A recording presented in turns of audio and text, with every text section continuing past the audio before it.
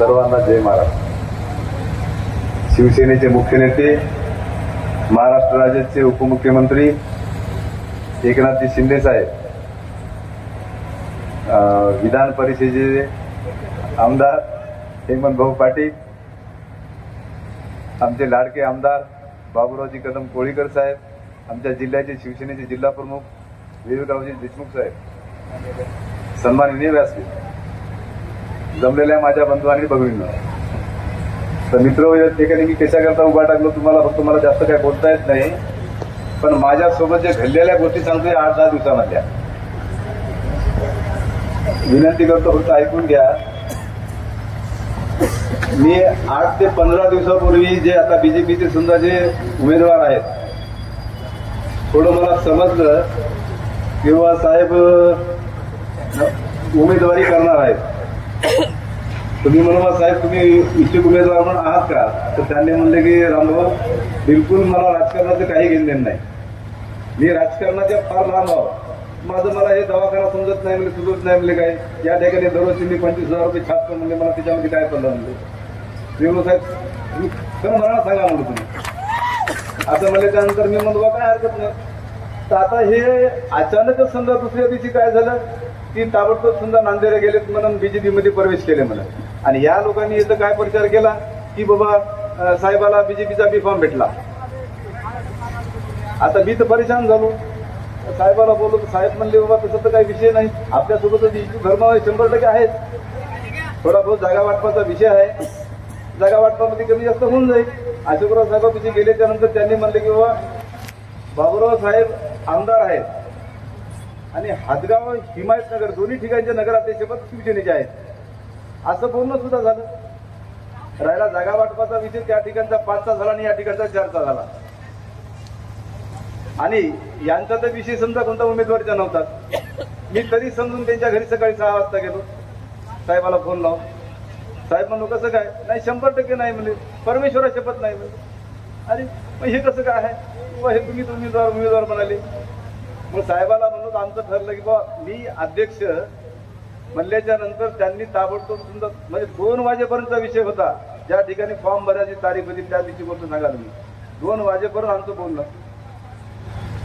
Form त्यांनी भरून टाकला, पण त्यांच्या पहिले मला काय म्हणले दादा म्हणले मी बराबर लिस्ट टाकलं विड्रॉल करून घ्यायला म्हणले।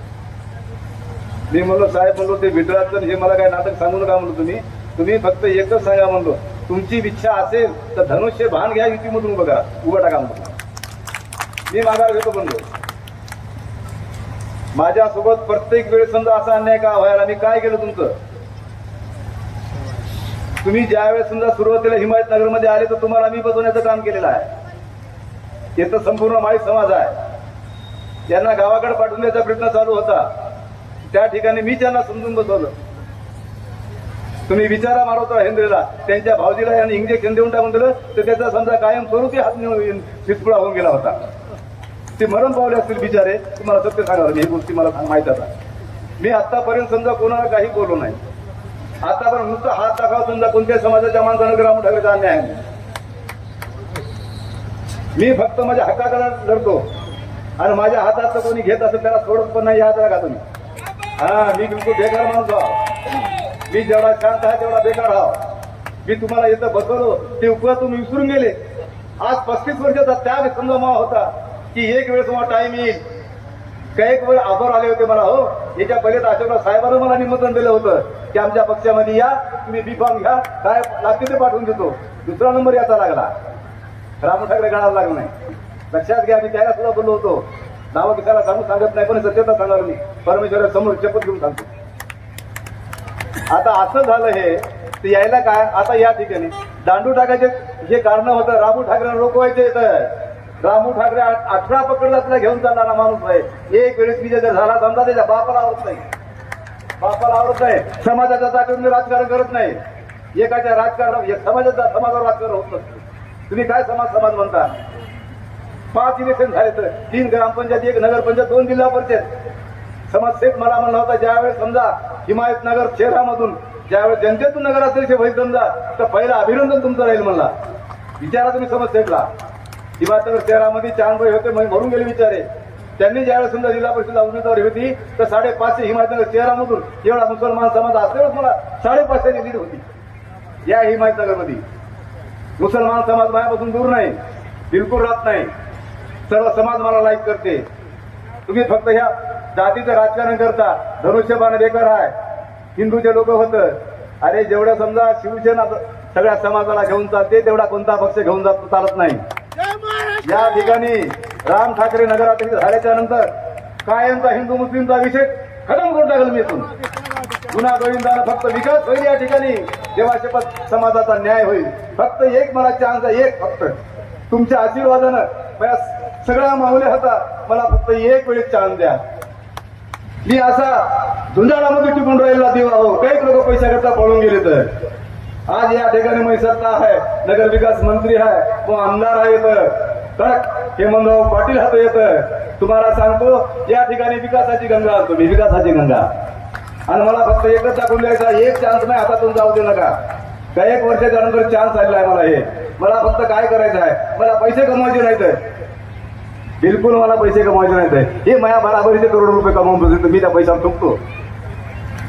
फक्त पैशाला किंमत देत नाही मी फक्त माणुसकीला जाणतो. माणुसकी माझी किंमत म्हणजे हेच कमाई होय.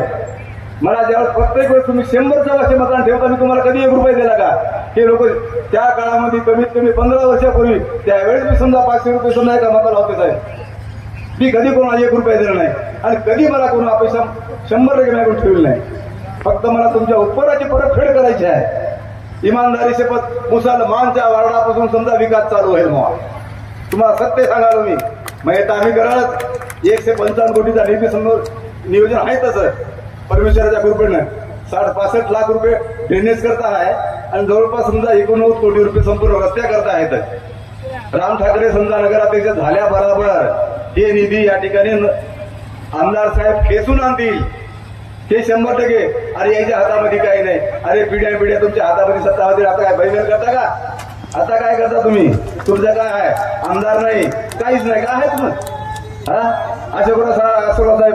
अहो भले ते मोठे नेते असतील, आम्ही त्याला सन्मानानं म्हणतो अशोकराव साहेब. पण आता काय आहे, तुम्ही राज्यसभेचं फक्त खासदार काय आहे तुमच्यापाशी. राज्याचे उपमुख्यमंत्री नगर विकास मंत्री आहेत. संपूर्ण महाराष्ट्राला निधी देतात त्यानं.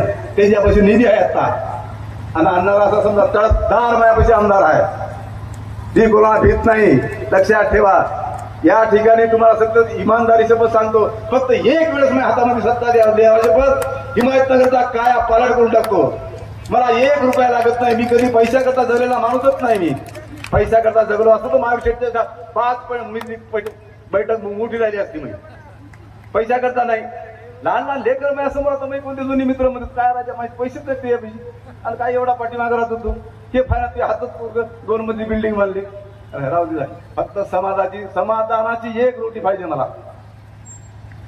घेणावून आणलेला मला लाख रुपये लागत नाहीत. माझ्या त्या 1 रुपयामध्ये मी समाधानी आहे. समाधानी. तुमच्या गरीबाचा आशीर्वाद आहे मला. मला पाहिजेच नाही ते पैसे. माझ्या 1 रुपयामध्ये समाधानी आहे. तो तुमच्या लाख रुपयामध्ये काय आहे ते मला माहित आहे. काहीच नाही. फक्त 1 वेळेस मला निवडून द्या.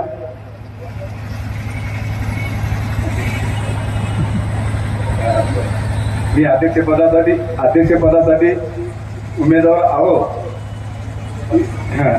माझ्यासोबत बाकीचे 15 उमेदवार आहेत नगरसेवक. परमेश्वराची शपथ फक्त सहकार्य करा.